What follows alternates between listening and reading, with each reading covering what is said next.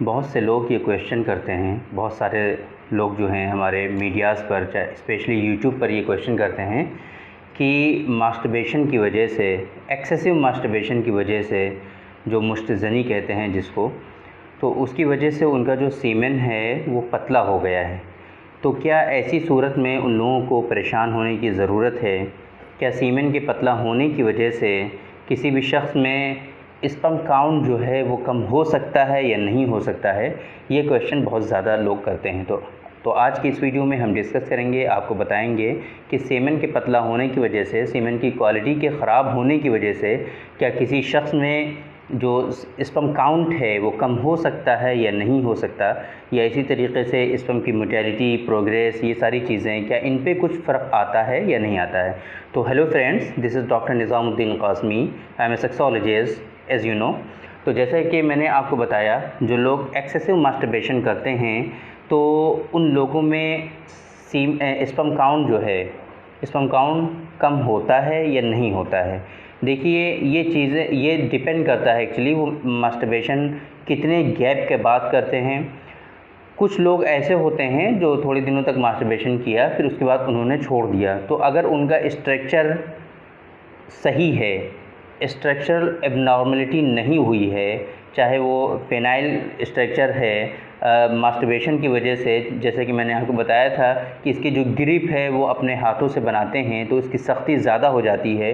इसकी वजह से बहुत सारी वेंस होती हैं, जो हमारी नर्व होती हैं, वो डैमेज हो सकती हैं, तो ये स्ट्रक्चरल एबनॉर्मलिटी में आ जाता है। तो अगर स्ट्रक्चरल एबनॉर्मलिटी हो गई है तो उस सूरत में स्पर्मेटोजेनेसिस का जो प्रोसेस है हमारा, वो रुक सकता है। स्पर्म जब ट्रैवल करते हैं तो ट्रैवल करने के दौरान उनकी जो है डेथ हो सकती है, तो स्पर्म उनके जो है रिलीज़ तो होंगे लेकिन वो डेथ होंगे। जाहिर सी बात है, जब स्पर्म उनके डेथ हैं, मरे हुए हैं, तो फिर उनकी कोई प्रोग्रेस नहीं होगी, उसकी वजह से उनकी वाइफ कंसीव नहीं होंगी। तबीई तौर पे अगर देखा जाए, जो लोग मास्टरबेशन करते हैं, मास्टरबेशन करते टाइम अगर उनका जो है सीमेन एनालिसिस लिया जाए, उसका जो सैंपल है कलेक्ट किया जाए, तो उस सूरत में तो उनका जो स्पर्म काउंट है वो कम होगा। लेकिन अगर वो कुछ दिनों के बाद उसको जो सैंपल देंगे, कुछ दिनों के बाद वो सीमेन एनालिसिस कराएंगे, तो ऐसी सूरत में कोई आप देखेंगे कि उनका जो स्पर्म काउंट है वो सही होगा, उसकी प्रोग्रेस भी सही होगी, सारी चीज़ें सही होंगी, बिल्कुल परेशान होने की ज़रूरत नहीं होगी। लेकिन ये उस सूरत में है जब उनका स्पर्मेटोजेनेसिस का प्रोसेस, सारी चीज़ें सही हैं, स्ट्रक्चरल एबनॉर्मलिटी कुछ भी नहीं है। तो कहने का मतलब ये हुआ कि जो लोग एक्सेसिव मास्टरबेशन करते हैं, मास्टरबेशन करने के बाद उनका सीमेन पतला हो जाता है, तो पतला होने की वजह से उन लोगों में स्पर्म काउंट कम हो सकता है, स्पर्म की मोटेलिटी जो है ख़राब हो सकती है, उनकी मॉर्फोलॉजी जो है वो इनकरेक्ट हो सकती है, उनके जो नॉर्मल स्पर्म हैं वो कम हो सकते हैं, एबनॉर्मल ज़्यादा हो सकते हैं, या उनके स्पर्म डेथ भी हो सकते हैं। लेकिन ये एक तबई और नेचुरल प्रोसेस है। कुछ टाइम के बाद फिर से जो स्पर्म होते हैं वो जनरेट होते हैं, उसी को हम लोग स्पर्मेटोजेनेसिस कहते हैं। सीमेन का जो बनने का, जो प्रोडक्शन का जो अमल है वो चलता रहता है। मास्टरबेशन आप कर रहे थे, करते करते करते अगर आपने छोड़ दिया, उसके बाद फिर से सीमेन आपकी बॉडी में बनता रहता है, तो वो जो पतलापन आया है वो खुद ब खुद आपका ख़त्म हो सकता है। लेकिन इसके लिए शर्त ये है, जैसे कि मैंने आपको बताया, कि स्ट्रक्चरल एबनॉर्मलिटी नहीं होनी चाहिए। आपका जो मसल्स हैं, चाहे वो पेनाइल मसल्स हैं, तो वो जो हैं सही होने चाहिए, उनमें कोई एबनॉर्मलिटी नहीं होनी चाहिए। मसल आपकी श्रिंक ना हुए हों, उनकी जो सलाहियत है, पावर है रिटेंशन का, वो प्रॉपर वे में रहना चाहिए। इसी के साथ उनकी जो वेंस हैं, नर्व हैं, वो डैमेज ना हुई हों। ये शराइत हैं। स्पर्मेटोजेनेसिस का जो प्रोसेस है वो बिल्कुल करेक्टली हो रहा हो। अगर इसमें कहीं ना कहीं ये जो हमने बताई हैं कॉम्प्लिकेशंस आ गई, तो अब ऐसी सूरत में उनका जो स्पर्मेटोजेनेसिस का प्रोसेस है, सीमेन के जो प्रोडक्शन का जो अमल है, वो डिस्टर्ब हो सकता है, और उसकी वजह से फिर उनका जो स्पर्म काउंट है वो कम हो सकता है या बिल्कुल नील हो सकता है। इस कंडीशन को हम लोग कहते हैं ओलिगोस्पर्मिया या एज़ोस्पर्मिया। तो अगर आपके साथ ऐसी कंडीशन डेवलप हो गई है, आपने पहले एक्सेसिव मास्टरबेशन किया था, ऐसे मेरे पास बहुत सारे पेशेंट आते हैं ऑलरेडी जो बताते हैं कि उन्होंने एक्सेसिव मास्टरबेशन बचपन में किया था लेकिन अब उन्होंने छोड़ भी दिया है, लेकिन आज की डेट में उनकी शादी को कई कई साल हो गए लेकिन फिर भी कंसीव नहीं हुई उनकी वाइफ। फिर जब उन्होंने सीमेन एनालिसिस कराया तो पता चला कि उनका जो सीमेन स्पर्म है वो बिल्कुल नील है, स्पर्म काउंट उनका बिल्कुल ज़ीरो है। तो ऐसी सूरत में उनकी वाइफ कंसीव कैसे होंगी? तो कहीं ना कहीं ये इफ़ेक्ट तो है, कहीं ना कहीं मास्टरबेशन का स्पर्म काउंट पे इफ़ेक्ट तो है।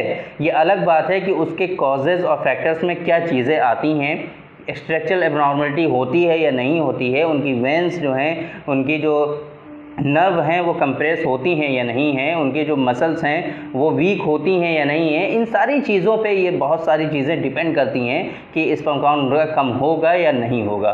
तो अब अगर हम मान लें कि अगर आपका स्पर्म काउंट कम हो गया, ओलिगोस्पर्मिया या एज़ोस्पर्मिया आपके अंदर डेवलप हो गया, तो ऐसी सूरत में आपको करना क्या चाहिए? पहली फुर्सत में आपको आपके जो नियरेस्ट सेक्सोलॉजिस्ट डॉक्टर हैं, सेक्सुअल डिसऑर्डर्स इनफर्टिलिटी के डॉक्टर्स हैं, आप उनसे कंसल्ट करिए, उनको दिखाइए। और बेहतर ये है कि आपके लिए कि आप यूनानी सिस्टम ऑफ मेडिसिन के अकॉर्डिंग इसको ट्रीट करिए। इसका ट्रीटमेंट जो है यूनानी सिस्टम में बहुत अच्छा है। हर्बल दवाओं के थ्रू, नेचुरल मेडिसिन के थ्रू इसको प्रॉपर वे में ट्रीट किया जाता है। किसी तरह की घबराने की, परेशान होने की कोई ज़रूरत नहीं है। विदिन 3 मंथ्स ये जो है नॉर्मल हो जाता है। तो अगर ऐसी कंडीशन है, आपका स्पर्म काउंट कम हो गया है, स्पर्म की मोर्टेलिटी जो है सही नहीं है या स्पर्म बिल्कुल नील हो गए हैं, तो घबराने की कोई ज़रूरत नहीं है। हमसे भी अगर आपके आसपास कोई डॉक्टर नहीं है, सेक्सुअल डिसऑर्डर्स और इनफर्टिलिटी के कोई स्पेशलाइज्ड डॉक्टर नहीं है, तो आप हमसे भी कंसल्ट कर सकते हैं। डिस्प्ले पे आपको नंबर इजीली अवेलेबल मिलेगा हमारा। इसी नंबर पे व्हाट्सएप पे अपॉइंटमेंट बुक करके आप एक मरतबा हमसे कंसल्ट ज़रूर करिए, तो इंशाल्लाह आपकी हिस्ट्री ले करके जो आपके लिए बेहतरीन और अच्छा ट्रीटमेंट जो होगा वो आपको प्रिस्क्राइब कर दिया जाएगा। मेडिसिन भी आपको बाय कोरियर भिजवा दी जाएंगी, और अगर वहाँ आपके यहाँ मिल जाती हैं मेडिसिन तो आप वहीं से लेकर के यूज़ कर सकते हो। अगर नहीं मिलेगी तो हम बाय कोरियर भिजवा देंगे। तो बेहतरीन ट्रीटमेंट की अगर हम बात करें, सक्सेसफुल ट्रीटमेंट की अगर हम बात करें, तो वो यूनानी सिस्टम ऑफ मेडिसिन में है। यूनानी सिस्टम ऑफ मेडिसिन में अच्छा और उम्दा और सस्ता, एक तरह से भी कह सकते हैं कि सस्ता ट्रीटमेंट भी अवेलेबल है। लेकिन ज़रूरी ये है कि उन लोगों से आप अपना इलाज कराएं कि जो लोग यूनानी कॉन्सेप्ट की नॉलेज रखते हों, यूनानी कॉन्सेप्ट पर बेस्ड ट्रीटमेंट करते हों, तभी इसका फ़ायदा होगा। जो लोग यूनानी को जानते नहीं, यूनानी पैथी से इलाज कैसे किया जाता है ये पता नहीं उनको, तो कैसे वो आपको ट्रीट करेंगे? बदनाम आखिरकार फिर होती है कि यूनानी मेडिसिन में कोई फ़ायदा नहीं है, यूनानी पैथी में कोई फ़ायदा नहीं है। ऐसा हरगिज़ नहीं है। वो डिपेंड करता है कि आप कैसे डॉक्टर के पास गए हैं, कि वो यूनानी प्रैक्टिस उनकी कैसी है, यूनानी कॉन्सेप्ट से वो वाकिफ़ हैं या नहीं है, इन सारी चीज़ों पे डिपेंड करता है। तो आप एक मरतबा अगर इस तरह की परेशानी है तो आप हमसे कंसल्ट करें। मेरे अपने रिसर्च प्रोडक्ट भी हैं स्पर्म काउंट को इंक्रीज़ करने के लिए, जिसको हम लोग स्पर्मोजेनिक के नाम से जानते हैं। इसके भी काफ़ी अच्छे रिज़ल्ट हैं, इसके काफ़ी अच्छे इफ़ेक्ट हैं। तो अगर इस तरह की इश्यूज़ हैं, आप कॉस्टली ट्रीटमेंट नहीं अफोर्ड कर सकते, तो 3 महीने के लिए आप स्पर्मोजेनिक हमारा यूज़ करें। इससे इंशाल्लाह जो इस तरह के इश्यूज़ हैं, चाहे वो सीमेन का पतलापन हो, सेक्सुअल डिसऑर्डर्स हों, या फिर इसी तरीके से एज़ोस्पर्मिया या ओलिगोस्पर्मिया अगर आपको है, तो स्पर्मोजेनिक आपके लिए इनफ है। 3 महीने आप इस्तेमाल करिए, इंशाल्लाह 3 महीने में ये सारी चीज़ें नॉर्मल हो जाती हैं। तो आज की इस वीडियो में हमने डिस्कस किया, आपको बताया कि एक्सेसिव मास्टरबेशन की वजह से, बहुत ज़्यादा मास्टरबेशन करने की वजह से, मुश्तज़नी करने की वजह से क्या किसी शख्स में स्पर्म काउंट उनका कम हो सकता है या नहीं, ओलिगोस्पर्मिया या एज़ोस्पर्मिया डेवलप हो सकता है या नहीं। तो जैसा कि मैंने आपको बताया कि ये डिपेंड करता है बहुत सारी चीज़ों पर। अगर वो फैक्टर्स और असबाब उनके अंदर पाए जाएंगे तो हो भी सकता है, और अगर वो सारी चीज़ें नॉर्मल हैं, स्ट्रक्चरल एबनॉर्मलिटी नहीं है, तो उसका जो प्रोसेस है वो फिर से स्टार्ट होगा, स्पर्म उनके फिर से बनेंगे, सीमेन का जो प्रोडक्शन है वो फिर से उनका होगा।